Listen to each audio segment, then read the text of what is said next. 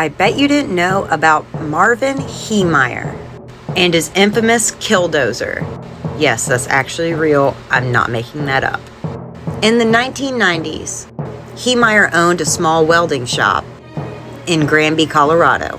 Over the years, he agreed to sell part of his property to a concrete plant, though there was a lot of negotiating over the years and they couldn't really settle on a price. In 2001, the city approved the zoning for the concrete plant, zoning the land next to Heemeyer's property. Heemeyer was furious.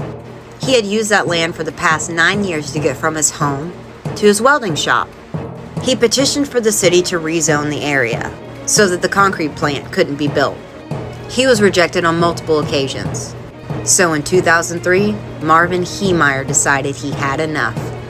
Over the course of about a year and a half, Marvin Heemeyer customized a Komatsu D355A bulldozer, specifically for his rampage. It was fitted with armored plates, covering the cabin and the engine. He made these plates himself using steel and concrete. What was visible was covered in 3-inch bulletproof plastic. There were 2 monitors in his makeshift cockpit, and even fans and air conditioning to keep him cool during his rampage. He had also fashioned it with some weapons as well.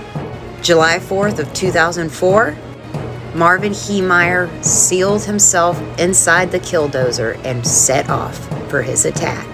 He drove out of his shop through a wall, plowed through the concrete plant, a former judge's widow's home, a hardware store, and other homes.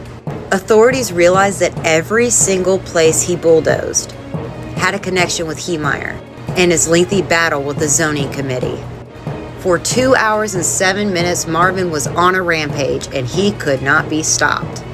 He took out 13 buildings and even took out the gas lines to City Hall. They actually had the National Guard coming in with Apache helicopters. They were going to take care of Marvin. But it didn't come to that. When Marvin was bulldozing a hardware store, the Killdozer got stuck in the foundation. He was unable to move. He knew he had hit the end of his rampage. So right there in the cockpit, he took his own life. Despite doing $7 million in damages, Marvin was the only one who had been killed by this. For years after the Killdozer incident, people argued whether Marvin was a hero or not. They said he could have killed innocent people if he wanted to, but he didn't. Some people said he snapped because he'd become a victim of the town government. Marvin left behind a note that said, "I was willing to be reasonable until I had to be unreasonable. Sometimes reasonable men must do unreasonable things."